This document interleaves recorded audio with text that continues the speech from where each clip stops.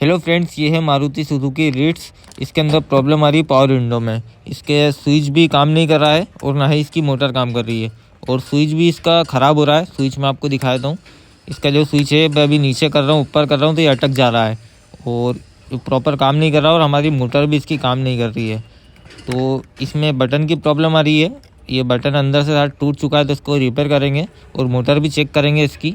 सबसे पहला इसका स्विच खोल लेते हैं और स्विच खोल के रिपेयर करते हैं। ट्रिम में एक यहाँ पर स्क्रू आता है और एक यहाँ पर आता है, और बाकी लॉक में बैठी हुई रहती है। स्विच इसका खोल लिया है। सबसे पहला स्विच रिपेयर करेंगे। तो इसके अंदर एक नॉब आती है, वो नॉब की प्रॉब्लम आती है। यहाँ पर लॉक में बैठा हुआ रहता है ये। सबसे पहला इसको निकालना पड़ेगा। और इधर भी एक लॉक आती है, दो लॉक आती है इसमें। तो सिंपल इसको यहाँ से उचकाएंगे तो ये आसानी से निकल जाएगा। इसी तरीके से इस साइड से भी उचकाना है इसको। तो ये बाहर आ गया है। और इसके अंदर जो आपको ये वाइट वाली जो नॉब दिख रही होगी, ये वाली जो नॉब है, ये वाली नॉब टूट गई है। और स्विफ्ट रिट्स कोई सी भी गाड़ी हो मारुति की, सेम प्रॉब्लम आती है इसके अंदर। ये आप देख सकते हो, आधा बटन इसी के अंदर है, नॉब इसकी। तो इसके अंदर नॉब डालना पड़ेगी दूसरी। तो ये नॉब तो ऐसे मिलती नहीं है, तो इसके लिए हमको एक स्विच चाहिए रहेगा, सिंगल स्विच। ये आप नया भी ले सकते हो, सस्ते ही आता है, 200 रुपये का स्विच आ जाता है। या आप पुराना भी देख सकते हो, मेरे घर में पुराना ख़राब स्विच पड़ा हुआ था। तो इसमें से मैं नॉब निकालूँगा। तो इसको यहाँ से मैं उचका लूँगा, यहाँ से यहाँ से आसानी से निकल जाता है। दो लोग यहाँ आती है और दो लोग यहाँ पर आती है, तो ये भी आसानी से निकल जाता है। इसको इस तरीके से उचकाएंगे तो ये बाहर आ जाएगा। तो ये निकल चुका है। और इसके अंदर दो नोब आती है, ये आप देख सकते हो, इसके अंदर दो नोब रहती है। तो इसमें से मैं एक नोब को निकाल लूँगा। स्प्रिंग के साथ में आती है, बाकी स्प्रिंग के साथ में नहीं लगाना हमको, क्योंकि स्प्रिंग उसके अंदर ऑलरेडी लगी हुई है। इस तरीके से रहती है पूरी ये। तो ये ऑटो वाला रहता है, इसलिए इसके अंदर एक ही नॉब आती है। तो ये मैंने लगा दी इसको। स्विच को लगाने से पहले इसके अंदर वाली जो नॉब है, ये वाइट वाली जो एक और नॉब है, इसको बीच सेंटर में करना पड़ती है, यहाँ पर करना पड़ती है। ये कोने पर चले जाती है, तो इसको यहाँ पर सिंपल इसको मैं बीच में कर देता हूँ। यहाँ पर इसको बीच में रखना पड़ती है। तो इसके सेंटर से भी आप देख सकते हो, ये वाला जो हिस्सा है, ये हिस्सा उसमें बैठता है, इसलिए इसको बीच में करना पड़ती है। तो इसको सिंपल में लगा दूँगा। ये लग गया। अब ये स्विच आप देख सकते हो, प्रॉपर हमारा जो ओरिजिनल है वैसे ही काम कर रहा है, कोई प्रॉब्लम नहीं आएगी इसके अंदर। तो ये तो हो गया हमारा रिपेयर। अब चेक करते हैं फिटिंग करके। स्विच को मैंने लगा दिया है, बाकी हमारा जो विंडो अभी भी काम नहीं कर रहा है। तो इसके अंदर मुझे लगता है कि मोटर में भी प्रॉब्लम आ गई है, और किस वजह से ये वो भी अभी आपको बताऊंगा। सबसे पहले हम सप्लाई चेक करेंगे। यहाँ पर इसकी मोटर लगी हुई है, सप्लाई चेक करेंगे सबसे पहला इसकी मोटर पर, सॉकेट पर। टेस्टिंग लैम्प के दोनों वायर मैंने सॉकेट पर लगा दिए है, और सप्लाई भी हमारी आ गई है ऊपर नीचे करने पर। बाकी इसकी मोटर में प्रॉब्लम आ गई है, मोटर को रिपेयर करना पड़ेगा। और मोटर जो ख़राब हुई है वो इसके स्विच के कारण ख़राब हुई है, क्योंकि स्विच हमारा ऊपर नीचे करने पर एक साइड रुक जा रहा था, तो इसकी वजह से सप्लाई ऑन रह जा रही थी। इसकी वजह से इसकी मोटर ख़राब हुई है। तो इसकी मोटर खोल के रिपेयर करेंगे। मोटर खोलने के लिए पूरी मशीन खोलना पड़ेगी। 4 स्क्रू यहाँ पर आते हैं और 2 स्क्रू यहाँ पर आते हैं, और 2 स्क्रू इसके कांच पर यहाँ पर लगे हुए रहते हैं राफ्टर में। तो मैं इनको खोल लेता हूँ। खोलने के बाद इसकी पूरी मशीन बाहर निकाल लेंगे। तो इसकी मशीन मैंने पूरी कंप्लीट बाहर निकाल ली है। और इसकी जो मोटर है वो ये वाली इसकी मोटर है।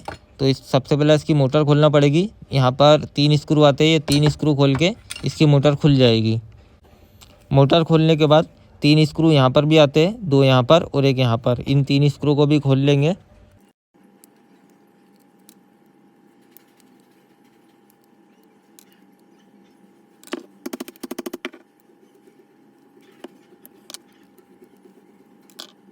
स्क्रू खोलने के बाद अब मैग्नेट बॉडी बाहर निकाल लेंगे।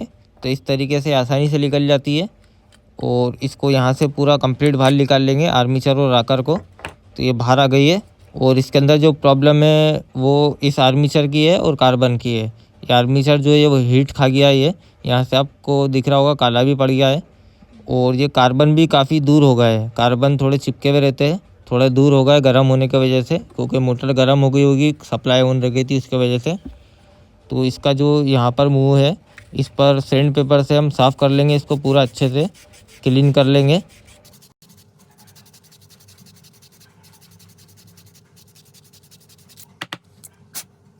तो ये पूरा अच्छे से साफ़ हो गया है।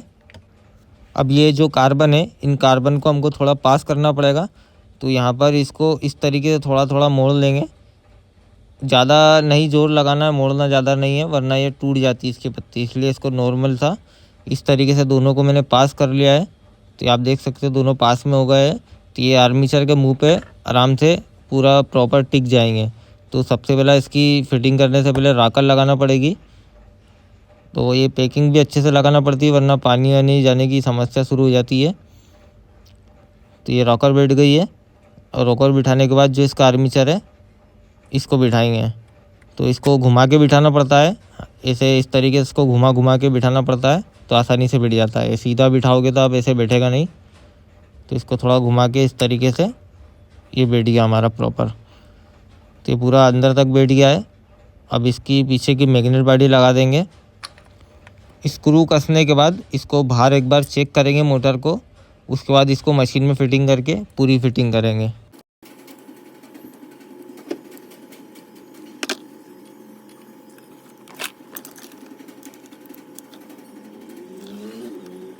लाल और ब्लैक जो ये वायर है, ये बैटरी के वायर है। तो इसको एक बार चेक करेंगे। तो कोई सा किधर भी लगा दो, ये मोटर चल जाएगी। तो मैं इसको लगा देता हूँ। ब्लैक वाला लगा दिया, अब रेड वाला लगा के चेक करेंगे। तो ये मोटर हमारी ऑन हो गई है, ये आप देख सकते हो, ये मोटर हमारी चल गई है।